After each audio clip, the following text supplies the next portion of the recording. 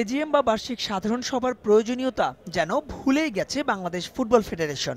সবশেষ 2016 সালে কাজী সালাউদ্দিন তৃতীয়বারের মতো ক্ষমতায় আসার পর থেকে একবারও হয়নি এজিএম। কিন্তু কেন হয়নি এমন প্রশ্ন জোরালোভাবেই উঠছে ফুটবল পাড়ায়।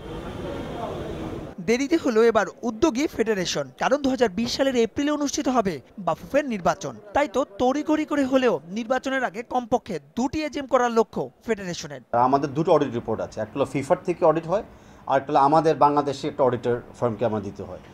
এই দুইটা অডিট সিন্স শেষ হয় না, এই কারণে আমরা 2 বছরের অ্যাকাউন্ট শেষ করতে পারিনি।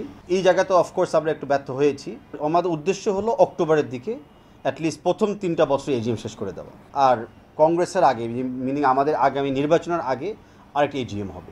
তবে নির্বাচনের ডামাডোলকে পাশ কাটিয়ে ফেডারেশনের দৃষ্টি জাতীয় দলে। কোচ জেমিডে আর সহকারী কোচ স্টুয়ার্টের সঙ্গে বাড়ছে চুক্তির মেয়াদ। খবরটি পুরনো, কিন্তু নতুন খবর হলো চুক্তি হবে দীর্ঘমেয়াদী। এমনকি 1 মাসের চুক্তিতে নিয়োগ পাওয়া ফিজিও সিমন্ট মেল্টবি আর গোলরক্ষক কোচ ডিন মেকেও রেখে দিতে চাচ্ছে ফেডারেশন। মিনিমাম 1.5 বছরের চুক্তি করতে হবে, কারণ আমাদের সেপ্টেম্বর থেকে বিশ্বকাপ বাছাই পর্ব শুরু হয়ে যাচ্ছে, যেটা আশা করি আমি 2 বছর করতে পারবো। জুন মাস থেকে যখন আমাদের হেড কোচের চুক্তি শুরু হবে, আমরা লক্ষ্যমাত্রা রাখতেছি যে এই দুজনের সাথেও যেন আমরা জুন মাস থেকে ওই 1.5 বছর চুক্তিতে চূড়ান্ত করতে পারি। এদিকে 2022 কাতার বিশ্বকাপের প্রাক বাছাইকে সামনে রেখে আন্তর্জাতিক প্রীতি ম্যাচের প্রতিপক্ষ নির্ধারণও নেওয়া হচ্ছে ভিন্ন পরিকল্পনা, যেখানে থাকছে না কোনো হোম ম্যাচ।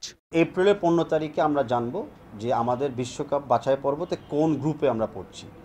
ওই গ্রুপের দলকে বিবেচনা করে ওই দলের ওই রিজনে আমরা প্রীতি ম্যাচ খেলতে চেষ্টা করব, যেন ওই দেশের আবহাওয়া বলেন, ওই দেশের মাঠের অবস্থা বলেন, বা ওই দেশের স্কিল সেট বলেন, সেগুলোর সাথে আমরা একটা এক্সপিরিয়েন্সড বজায় রাখতে পারি। সঙ্গে প্রাক বাছাইয়ের আগে কোরিয়া কিংবা জাপানে জাতীয় দলকে ক্যাম্প করানোর পরিকল্পনার কথাও জানান তাবিদ আউয়াল।